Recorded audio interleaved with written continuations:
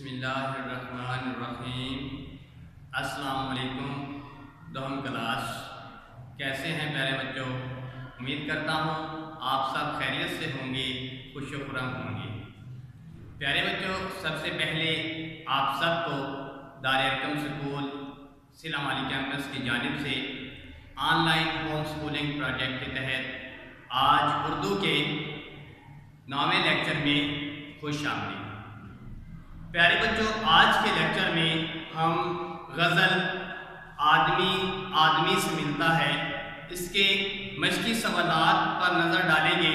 इसके लिए मैं आप सबको वाइट बोर्ड की तरफ दावत देता हूँ। तो प्यारे बच्चों, हमारे पास इस गज़ल में जो पहला सवाल है वो ये पूछा गया है कि गज़ल के मतला की निशानदही करें।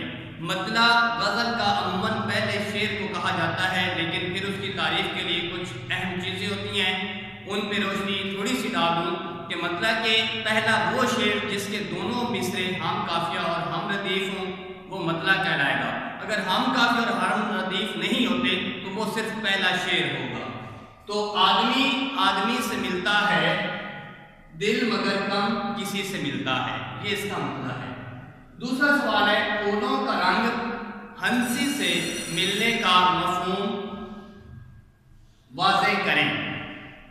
इसका मतलब है कि महबूब की मुस्कुराहट बहुत खूबसूरत लगती है। यानी शायर के कहने का मतलब ये है कि जब उसका महबूब हंसता है तो वो खिला हुआ एक कमल का फूल या गुलाब का फूल महसूस होता है। होश और बेखुदी के मिलने से दुनिया के कारोबार कैसे संवरते हैं।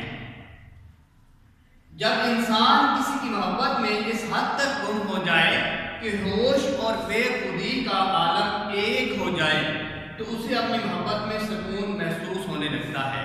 और बिल्कुल इसी तरह की कैफियत जब किसी काम में इंसान लगन के साथ अपने होश और बेखुदी के आलम को यकजा करके जब कोई काम करता है तो काम संवरने लगता है। मतला में किस हकीकत तरफ इशारा किया गया है? मतला हमारे पास था आदमी से मिलता है, दिल मगर कम किसी से मिलता है। इसमें हकीकत कौन सी है?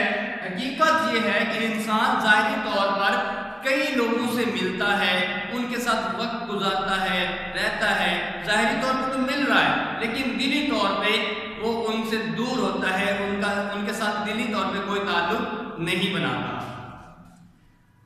आखिरी सवाल, 5वें शेर में मिलकर ना मिलने से क्या मुराद है?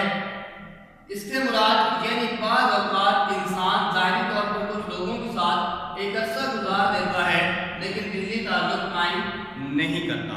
प्यारे बच्चों, आज इस गज़ल के सवालात के जवाबात पर रोशनी डाली गई। उम्मीद करता हूँ आप सबने अच्छी तरह से समझ लिया होगा और इनको बेटा नहीं लिखे हुए कापियों पर तो लिखने हैं और याद करके मुझे सुनाने भी हैं। वस्सलाम।